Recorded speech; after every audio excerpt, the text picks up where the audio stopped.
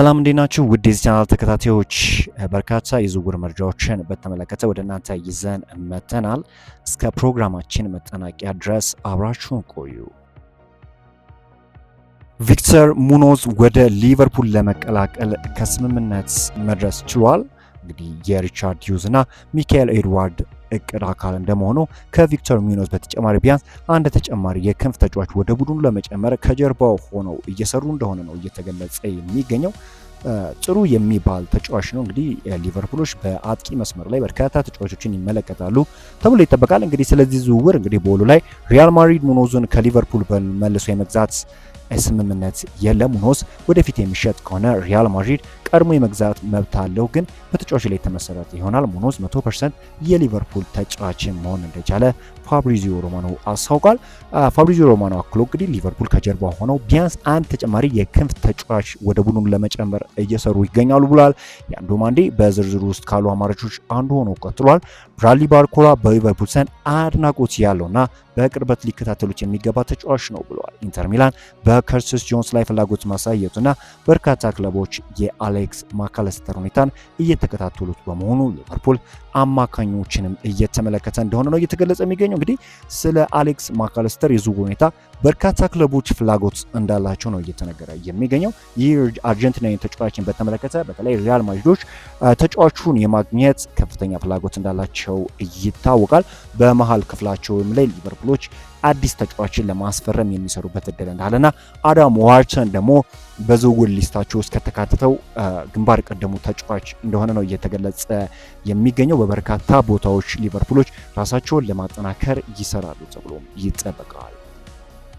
አሌክሳንደር ኢዛክ ከስዊድን ብሔራዊ ቡድን ጋር ልምምድ አብሮ እየሰራ አይደለም ተብሏል። ስዊድን ከኔዘርላንድ ጋር ባለባት ጨዋታ ኢዛክ ለብቻው ልምምድ እያደረገ መሆኑን ይህም ቶሎ ለማገገም እንዲያግዘው መሆኑም ተገልጿል። ይህ ተጫዋች እንግዲህ ከጉዳቱ አገግሞ በጣም ጥሩ እንቅስቃሴ እያሳየ ባለበት ቅጽበት ነው እንግዲህ ጉዳት ያስተናገደውና ተጫዋቹ በጣም ኳሊቲ ያለው ተጫዋች እንደሆነ እናውቃለን።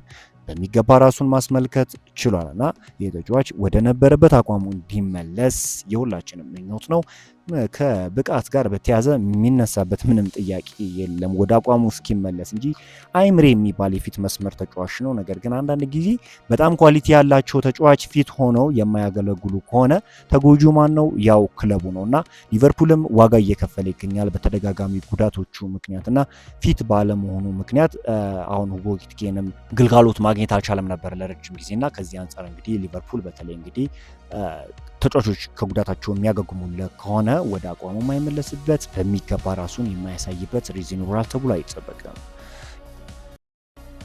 የያን ዲዮማንዴን ዝውውር በተመለከተ እንግዲህ ሊቨርፑሎች የያን ዲዮማንዴን ዝውውር በሚገባ እየተከታተሉት፣ እርግጥ ተጫዋቹን ለማዘዋወር ከፍተኛ የዝውውር ወጪ ሊያስወጣቸው ይችላል። በክረምቱ የዝውውር መስኮት በርካታ ረብጣ ሚሊዮኖችን ማውጣታቸው ይታወቃል። ሊቨርፑሎች ያም ነው እንግዲህ አሁን ቶሎ የተጫዋቹን ዝውውር እንዲጨርሱ ያላደረጋቸው እንጂ ሊቨርፑሎች ይህን ተጫዋች ሳይፈልጉት ቀርተው አይደለም።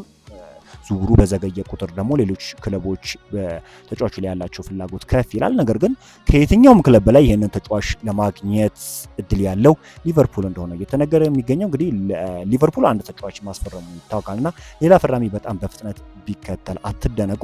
ሊቨርፑል የዲዮማንዴን ዝውውር ማጠናቀቅ እንደሚችል እምነት አለው። ምንም እንኳን ፒኤስጂ ለተጫዋች ፍላጎት ቢኖረውም ሊቨርፑል ከተጫዋቹ በኩል አዎንታዊ ምላሽ አግኝቷል። በመሆኑም ሊቨርፑል ሂደቱን በፍጥነት ለማስኬድ ዝግጁ ነው ተብሏል እና ይህ ስምምነት በዓለም ዋንጫ ውድድር ጊዜ ውስጥ እንኳን ሊጠናቀቅ የሚችልበት እድል እንዳለው ታማኙ ጋዜጠኛ ቤን ጃኮብ ዘግቧል።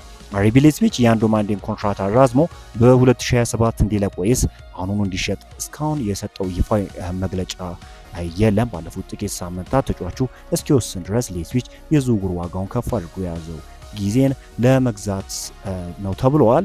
ሆኖም ሊቨርፑል ትልቅ ገንዘብ ለመክፈል ዝግጁ ሲሆን ድርድሩም ከተጫዋቹ በኩል ብቻ ሳይሆን በቀጥታ ከሌይፕዚግ ጋር በመካሄድ ላይ ስለሆነ ነገሮችን በፍጥነት ሊለወጡ እንደሚችሉ ታማኙ ጋዜጠኛ ቤን ጃኮብ ዘግቧል።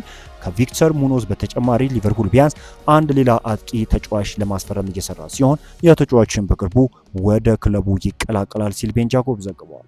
ቤን ጃኮብ እንግዲህ በጣም ፈጣን የሆኑ መረጃዎችን ምንም እንኳን ዴቪድ ኦርንስተን እና ፋብሪዚዮ ሮማኖ መረጃዎችን በማቅረብ ቢታወቁም ነገር ግን ቀደም ብሎ ቤን ጃኮብ ስለ ዝውውሮች ሩመሮችን ወይም ደግሞ ታማኝ የሆኑ መረጃዎችን የሚሰጥ ጋዜጠኛ ነውና አሁን ያንዶ ማንዴ ወደ ሊቨርፑል የመዘዋወሩ እድሉ በጣም እንደሰፋ በተደጋጋሚ ለመግለጽ ሞክሯልና ከዚህ በፊትም የተከሰቱ ዝውውሮችን ከመጋረጃ በስተጀርባ የሚካሄዱ ንግግሮችን በሚገባ ፍንጭ የሚሰጥ ምርጥ የሆነ ጋዜጠኛ ነውና ያንዶ ማንዴ የሊቨርፑል ንብረት መሆኑ አይቀሬ እንደሆነ በተደጋጋሚ ለመግለጽ ሞክሯል። በነገራችን ላይ ሊቨርፑሎች ያንዶ ማንዴን ቢያስፈርሙት የኛ ሊያስከረማቸው አይገባም። እኔ በእኔ እምነት ከሆነ አሁንም ቢሆን በመሃል ክፍሉ ከያንዶ ማንዴ በተጨማሪ በመሃል ክፍሉም እንግዲህ አንድ ተጫዋች ያመጣሉ የሚል እምነት አለኝ እና በተለይ ማካልስተር ከሊቨርፑል የሚለቅ ከሆነ ግዴታ ነው አንድ ተጫዋች የሚያስፈርሙበት እድል ሰፊ የመሆን እድል አለውና የያንዶ ማንዴን ዝውውር ለመጨረስ ሊቨርፑሎች በሚገባ እየሰሩበት እንደሆነ ነው እየተገለጸ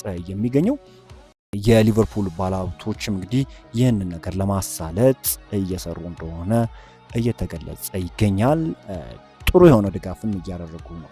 በአሁን ጊዜ ሊቨርፑሎች ይህንን ነገር ለመጨረስ ብልጠት በተሞላበት ሁኔታ ዝውውሮች እንዲከወኑ ስለሚፈልጉ ሊዘገይ ይችላል እንጂ የተጫዋች የሊቨርፑል ንብረት የመሆኑ ጉዳይ የጊዜ ጉዳይ ብቻ ይሆናል ተብሎ ይጠበቃል። ይህንን ደግሞ ፋብሪዚዮ ሮማኖና ቤን ጃኮብ ለማሳወቅ ሞክረዋል።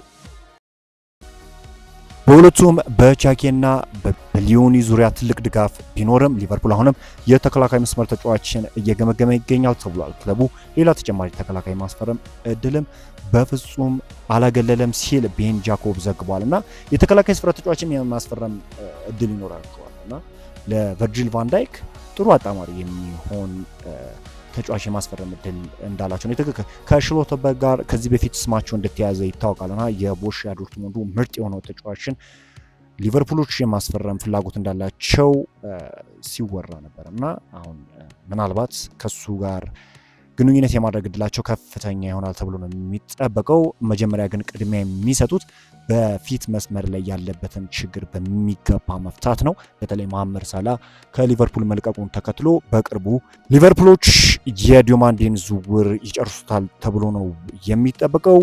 በዛሬው ዕለት ሊቨርፑልን የተመለከቱ ስፖርታዊ መረጃዎች ይመስላሉ። አዳዲስ የሆኑ ስፖርታዊ መረጃዎች ወደ እናንተ የማርሳችሁ ይሆናል። አዳዲስ አፕዴቶችም ከመጡ ወደ እናንተ የማጋራችሁ ይሆናል። እናንተ ብቻ ይህንን ቻናል ሰብስክራይብ እንዲሁም ቪዲዮዎችን ላይክ በማድረግ ለብዙዎች እንዲዳረስ ማድረግ ትችላላችሁ። አብራችሁን ስለቆያችሁ ከልብ እናመሰግናለን።